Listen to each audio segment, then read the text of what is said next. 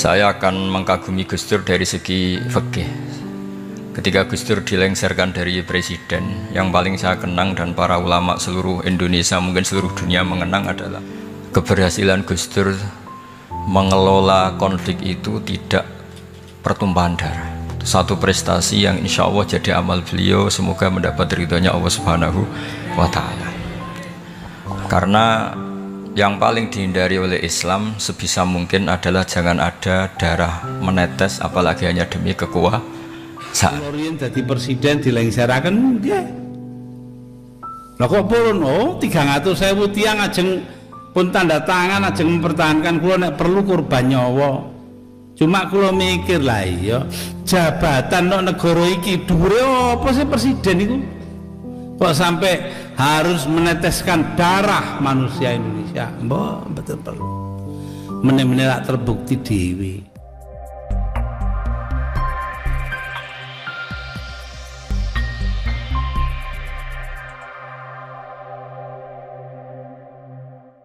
Assalamualaikum warahmatullahi wabarakatuh. Alhamdulillahirabbil alamin wassalatu wassalamu ala asyrofil mursalin sayyidina Maulana Muhammadin wa ala alihi wa sahbihi asma'in nama ba'du. Ingkang sangat kula hormati Kiai Haji Dr. Insinyur Salahuddin sedanten keluarga Mbah Hasyim, sedanten Duriyah. Niki wonten putri, wonten bulik-bulik, wonten Gus Umar, wonten Bu Lili, wonten sedanten semua alumni, semua santri-santri yang kami cintai. Saya ini syukur sekali karena waktunya tinggal sebentar, jadi uji nyalinya juga sebentar. Saya akan ngomong sesuai spesialisasi saya, yaitu fikih. Karena saya murid Kiai Haji Maimun Zubair yang bersanad lewat Mbah Karim sampai Mbah Hasyim, atau bersanad lewat Mbah Mun, Mbah Zubair, kemudian Mbah Fakih Mas Kumambang, juga teman Mbah Hasyim ketika sama-sama ngaji di Mekah. Saya akan mengkagumi Gus Dur dari segi fikih. Ketika Gus Dur dilengsarkan dari presiden, yang paling saya kenang dan para ulama seluruh Indonesia, mungkin seluruh dunia mengenang adalah keberhasilan Gus Dur mengelola konflik itu tidak pertumpahan darah.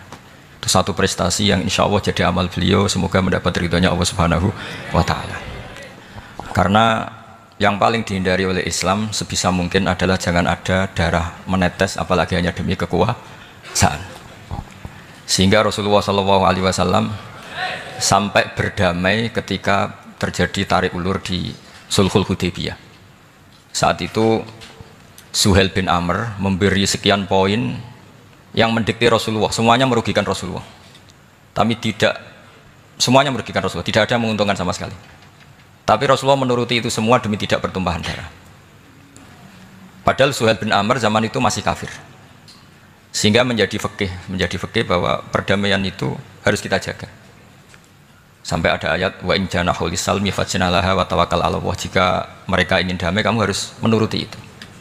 Sehingga damai itu pula yang zaman era Gus Wahid, ketika beliau menginginkan negara berdasar Islam, itu banyak di buku, termasuk beliau panitia 9 persiapan kemerdekaan Pebuki, juga tadi Gus Salahuddin cerita. Beliau akhirnya kompromi juga dengan negara yang berbentuk Pancasila. Kemudian itu disosialisasikan era Muktamar Situbondo, yaitu Kiai Haji Ahmad Siddiq, didukung oleh Gus Dur karena zaman itu beliau kalah sepuh sama Kiai Haji Ahmad Siddiq. Jadi itu fikih yang saya menjadikan pengagum Gus Dur, karena ibadah Darul Mafasid Muqaddamun ala Jalbil Masalah adalah ibadah yang luar biasa.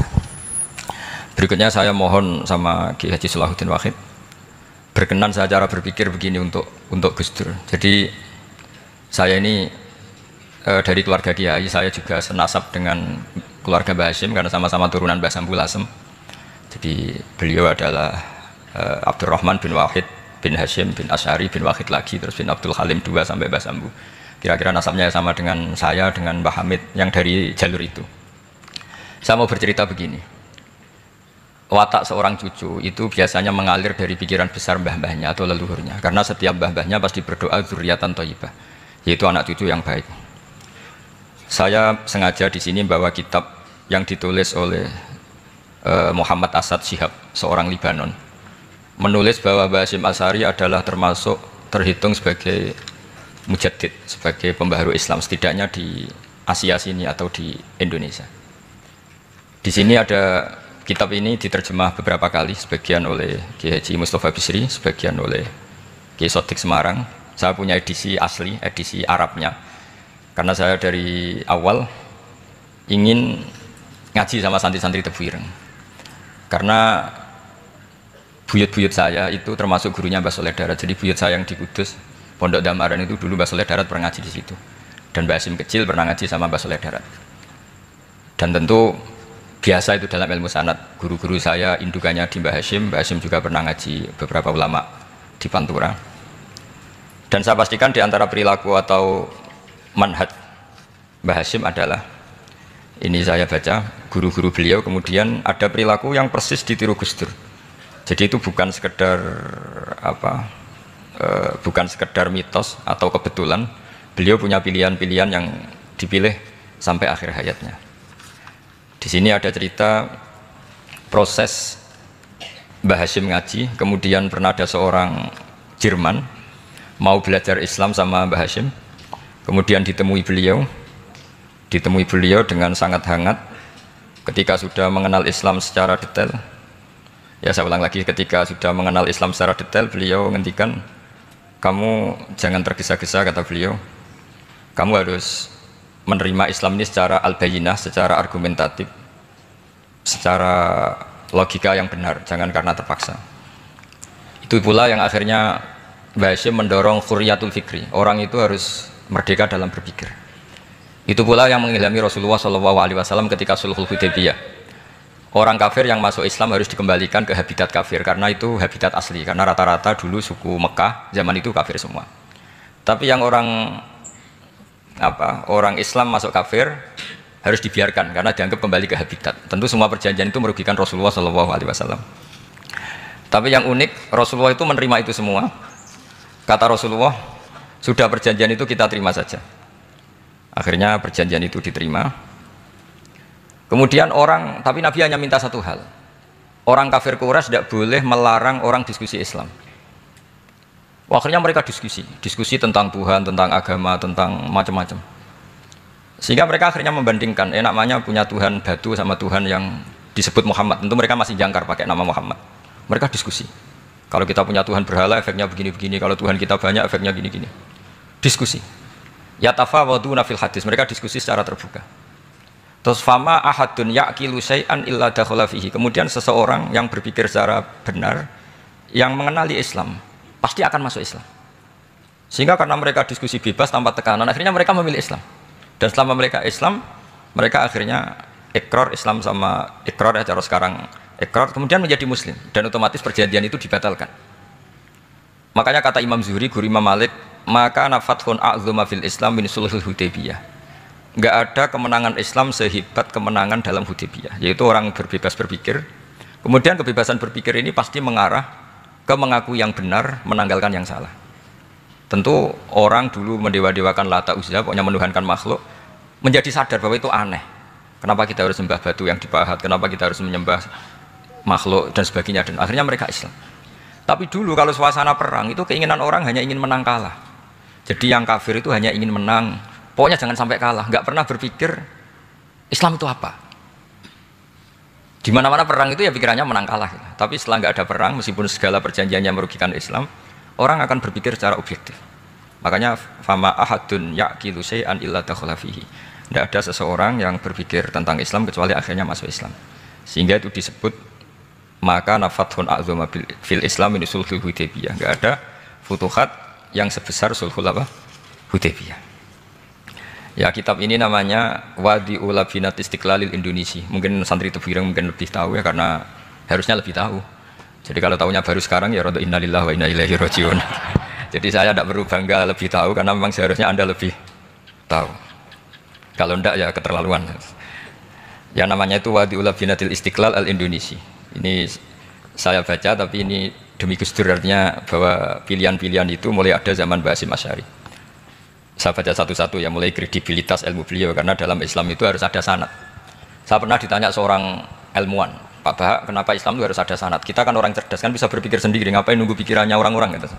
Terus saya bilang, agama itu agamanya Allah dan Rasul. Kalau pikiran kamu namanya agama kamu, bukan pikiran agama, kata saya.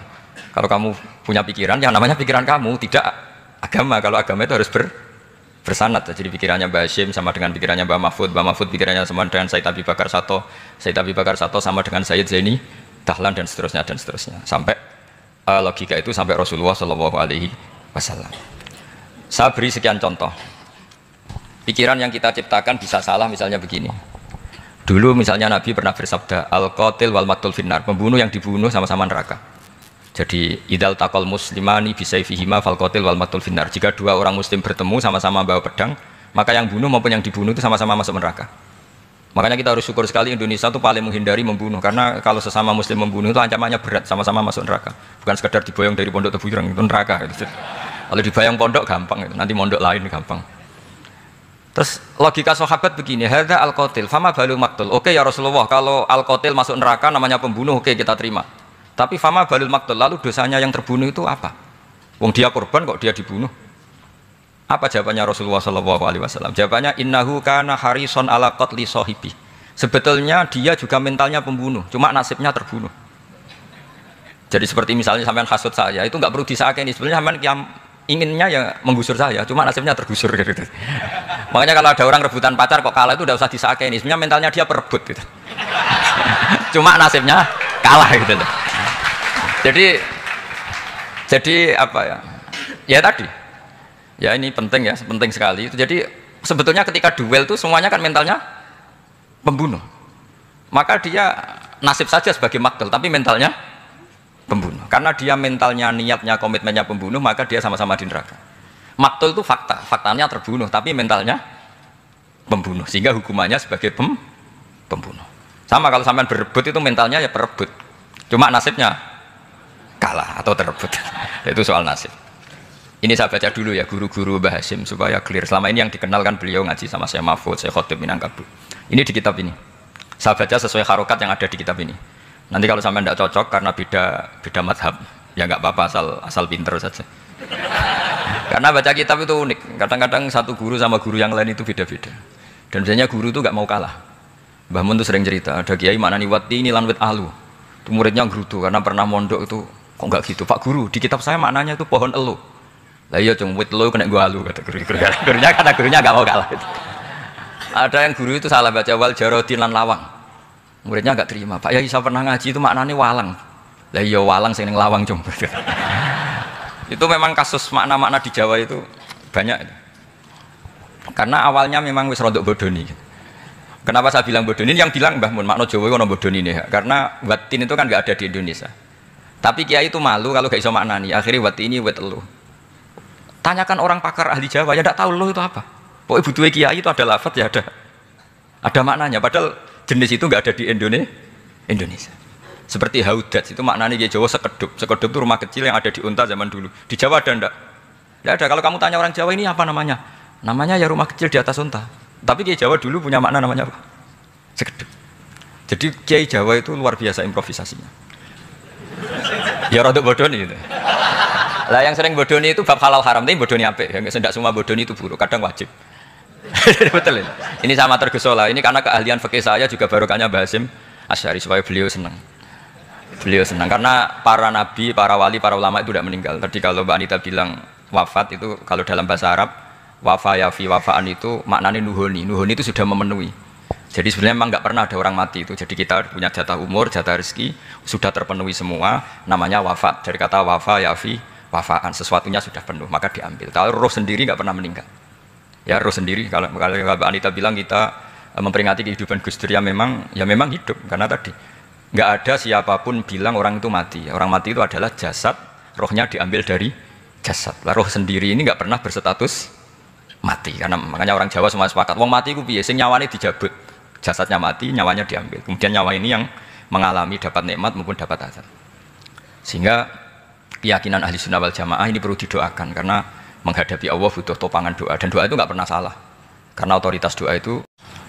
Terus ini cerita akhirnya orang ini sampai masuk Islam. Ketika masuk Islam di antara pesannya Mbah Hashim, saya ulang lagi di antara pesannya siapa? Mbah Hashim. Itu beliau bilang kamu harus dipikir-pikir lagi katanya. Itu kan satu kearifan. Satu kearifan Mbah Hasyim ini saya baca karena saya takut ditegur ini. Saya juga nunggu surat kok tidak datang-datang ini kok. Supaya cepat apa? Cepat selesai. Ini bebas. Kalau ada surat malah kebenaran ini karena sudah mulai nyari-nyari. Ya jadi saya mohon nanti kitab ini bisa dikaji di sini. Nanti saya tinggal di sini ada cerita-cerita apa? Cerita-cerita sampai beliau berteman orang Eropa terus beliau macam-macam sampai terus saya teruskan. Suma arsalatku syirka ila Indonesia 1929 watana qala fi katsir minal mudun wa makata akhiran fi madinati Surabaya bi Jawa Syarqiyah wa min huna bada'atil hidayah wa taufik taqudanihi ilal khairi hadas lautil hadis fil amil alladhi yakti fatratas tiraq. Jadi orientalis tadi ketika berteman Mbah Hasyim lama-lama tertarik oleh Islam. Ketika mulai tertarik dengan Islam wa sya'ara bil istiqra aruhi wal amni tam wa kaifa ya'budu rabbahu ibadatan hakikiyah. Terus mulai tertarik dengan Islam, terus konsultasi sama Mbah Hasyim. Jadi tertariknya barokahnya Mbah Hasyim. Orang ini kemudian wabakiyal muhandis itu insinyur Karel von Schmidt fi Indonesia hatnan talatil harbul alamiyah sehingga perang dunia kedua selesai wa indama qawamal indonesiun di hukmil al hulandi fi harbil istiqlal am wa kana muhandis fi sufufil indonesian dafa'u islamuhu li syarika sak terus. Terus ini saya cerita, jadi Mbah Hasyim pernah mengislamkan orang Belanda, orang Jerman, orang apa? Orang Jerman, terus orang ini hidup di Hamburg sampai akhirnya beliau dakwah Islam di sana. Jadi ini apa? Ini pentingnya supaya sampean tahu bahwa Tebu Ireng mulai dulu adalah komunitas internasional. Ya, Tebu Ireng mulai dulu adalah komunitas internasional. Jadi terus ketika ngadepi Indonesia yang dijajah, ya Indonesia yang dijajah, ini Mbah Hasyim bersama kawan-kawannya sepakat iktikaf di Multazam. Ini saya baca ya. Wa akhiran istama'a ma'a nukhbatin min haula'i talaba min zalama alaihi al-had Muhammad Hasyim ala ayata'ahadu wa yaqumu bi amalin fi lailatin lailan min laili syahri Ramadan.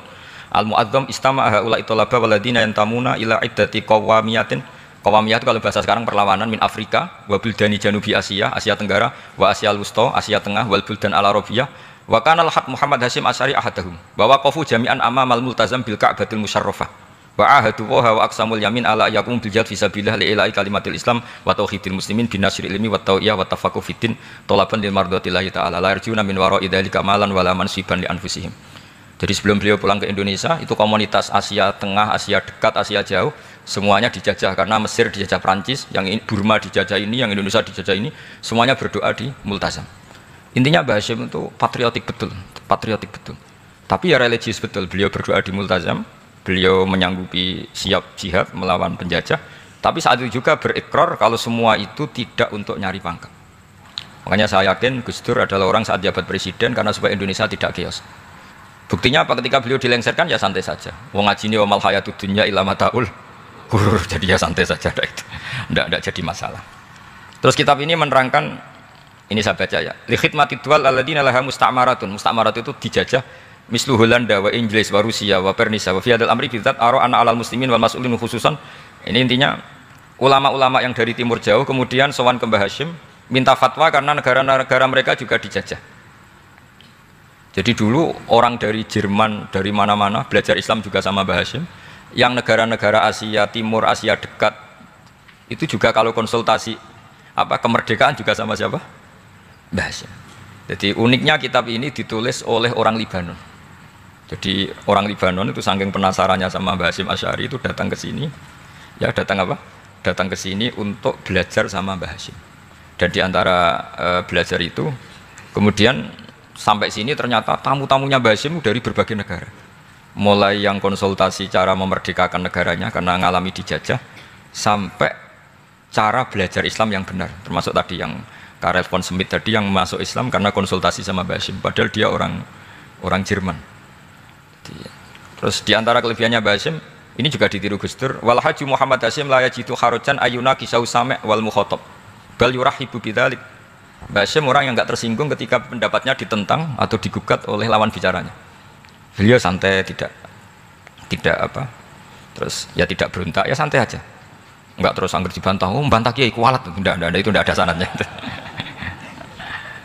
Nah ini saya pastikan ya bahwa kehebatan Gus Dur itu kita nggak lepas dari barokahnya siapa?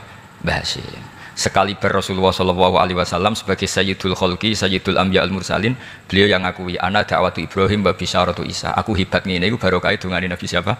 Ibrahim. Maka ini sesuatu yang saya tekuni, jadi nggak salah kalau bicarakan Gus Dur ya harus bicarakan Mbah Hasyim. Sama bicarakan Nabi Muhammad Shallallahu Alaihi Wasallam juga harus membicarakan Jadduhul A'la yaitu Ibrahim alaihissalam. Jadi ini kitab bisa dipakai atau digasap ya nggak apa-apa. Artinya gini, gasap itu kalau saya ada ridho jadinya gasap, kalau ridho ya jadinya boleh. Dan menjadi gasap kalau nggak dipelajari. Ya, jadi kalau enggak terus tinggu jimat itu kita fokus bahas sakti, wah ya repot makanya ini. Nah kalau dipakai itu gasap. Tapi kalau nanti didiskusikan sama teman-teman, kemudian menjadi baik, menjadi luar biasa, saya ikut ngamal. Terus saya ulang lagi, saya teruskan. Ittisolatuhu itu komoditas beliau. Lahu ittisolatun wasi'atun wa mukatabatun ma'a katsirin min zu'ama'il alam al-islami fi dzalikal ahdi. Bainahum Asy'abul Aziz As-Salibi wa Sayyid Diyauddin wa Syairozi. Adwil Injil terus. Beliau punya perkawanan besar di komunitas internasional, termasuk Syekh Muhammad Abdul Karim Al-Khattabi wa Sayyid Alawi bin Thahir Al-Haddad, Mufti Sultanati Johor. Ya, beliau berkawan dekat sama muftinya kerajaan Johor, wa Muhammad Ali wa Syaukat Ali bil Hindi, wa Muhammad Ali Jana Muhammad Iqbal. Muhammad Iqbal yang terkenal di India itu, wa Sayyid Hibaduddin Asy-Syahrastani, wa Wazirul Ma'arif Al-Iraqiyah. Beliau berteman sama PM Irak. Jadi kalau Gus Dur dari Mesir belajar di Irak, ternyata dulu mbahnya teman akrabnya Perdana Menteri apa? Irak. Terus banyak waro isu Majlis Tamyiz wa Sayyid Al-Alama Muhammad bin Aqil wa Sayyid Muhammad Jadul Maula wa Sayyid Muhammad Surur saat terusnya itu. Jadi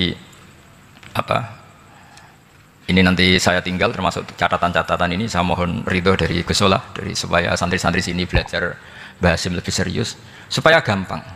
Kenapa saya katakan harus seperti ini? Dulu Nabi Ibrahim itu diantara anak cucunya itu secara lahir ada yang tidak soleh. Karena anak cucu itu punya otoritas sehingga anak cucu ini yang menstatuskan Nabi Ibrahim. Sampai Allah sendiri yang meluruskan pengklaiman itu, yaitu ada ayat maka anak Ibrahimu Yahudiyah wala Nasranian, karena ada orang yang bernama Yahuda bin Yakub bin Ishak bin Ibrahim. Karena Yahuda punya pola tertentu dalam beragama, terus seakan-akan mbah-mbahnya paling ya begitu. Akhirnya Ibrahim pernah disetatuskan sebagai Yahudi. Sampai Allah sendiri yang ngendikan maka anak Ibrahimu Yahudiyah wala Nasranian. Sampai datang Rasulullah SAW yang memaklumatkan saya juga cucu Ibrahim orisinil. Dan saya pastikan Ibrahim itu bukan Yahudi tapi bapak tauhid. Semenjak itu Ibrahim dipulihkan namanya, bukan Yahudi tapi bapak tauhid. Yaitu diistilahkan Nabi millata abikum Ibrahim, semua tauhid adalah nginduk kepada Nabi siapa? Ibrahim. Nah saya ingin santri-santri Tebu Ireng misalnya nanti suatu saat jadi komunitas internasional, jadi orang keren komunitas internasional, itu bukan karena ingin gaya-gayaan terkenal, tapi ingin niru Mbah Hasyim bahwa itu awal dakwah Anda fil alam. Semua alam ini tentu butuh tauhid, butuh kebenaran, bukan gagah-gagahan sebagai orang populer. Terus persahabatan yang luas, misalnya Anda khusyuk terus kuper, wah ratau kancanan wong ngapain jadi wali gini terus kuper. Mungkin Anda tidak akan jadi wali karena sanatnya Mbah Hasyim itu perkenalannya luas. Sementara kamu milih kuper, gak pernah berteman orang, tapi sanatnya sampai Mbah Hasyim itu membingungkan sanat itu. Wong Mbah Hasyim tidak gitu kok kamu nyanatkan begitu. Jadi kalau santri Tebu Ireng mulai sampai di kamar, terus ngobong dupo, terus memperkenalkan diri jadi wali. Gitu. Nanti tonggo kamu ngira itu produk Mbah Hasyim, karena kamu santrinya. Kan dianggap cerminan gurunya sampai Mbah Hasyim. Nah kalau ada yang teman-teman gitu harus dimaklumatkan itu sanat mungkotek. Bahwa sanat itu tidak benar. Ini kapan ini ditegur? Ini saya sudah mulai menunggu. karena ya repot ini kalau kelamaan ini nanti itu. Terus ini khazanahnya Mbah Hasyim. Khazanah itu ya perpustakaan kalau sekarang. Maktabatuhu. Tu'addu maktabatul khat Muhammad Hasyim Asy'ari min aghnal maktabat likhtiwaiha ala anfasil kutub. Jadi ini kadang harokatnya ya beda dengan bacaan saya. Sama nanut bacaan saya saja. Di sini ditulis anfusil kutub. Kalau saya baca anfasil kutub karena maknanya kitab terbaik. Kalau kitab terbaik bacanya bukan anfus tapi apa? Anfas. Ya nanti kamu debat sendirilah sama teman-teman ini bacanya apa. Karena ini kadang harokatan. Kalau kadang harokatan repot. Abe bantah itu kadang sungkan mbek sing aran, orang bantah kadang beda. Lah supaya selamat iki ora saleh mualif, khotote sing goblok biasanya gitu korban. Biasanya gitu kalau untuk menyelamatkan kiai itu ini yang ngetik yang salah. Padahal kadang kiai ini barang ya rodok salah tapi ya sembol. Daripada suudzon sama kiai kan mendingan sama pengurus. Ya gitu ya sepakat ya. Jadi ya sudah terus. Ya saya baca. Tu'addu maktabatul khat Muhammad Hasyim Asy'ari min aghnal maktabat likhtiwaiha al anfasil kutub al ilmiyah al islamiyah. Jadi kalau tadi yang diceritakan para kawan-kawan Gus Dur suka baca. Itu Mbah Hasyim itu kitabnya banyak sekali dan semuanya kitab terbaik. Min matbu'atin baik yang dicetak, wa makhtutatin baik yang masih tulisan tangan. Athariyatin qadimah baik kitab-kitab yang sudah hampir punah karena saking lamanya. Wa tadummu hadil maktabah jullal kutub al muallafah wal lughat al arabiyyah wal indonesia wal jawiyah wal malaysia wa ba'dal lughat al ajnabiyyah al ukhra. Jadi zaman Mbah Hasyim itu perpustakaannya sudah ada bahasa Indonesia, bahasa Jawa, bahasa Malaysia, bahasa Inggris. Itu yang nulis orang Libanon. Sampai santrinya Mbah Hasyim tidak tahu innalillahi wa inna ilaihi rajiun. Maka ini yang kepertobatan ya saya kasih. Jadi ini saya biasa guyon, kecuali ini guyon sama santri, saya tidak midatoni kiai, jadi ini guyon sama santri. Semoga guyonan ini manfaat. Wassalamualaikum warahmatullahi wabarakatuh.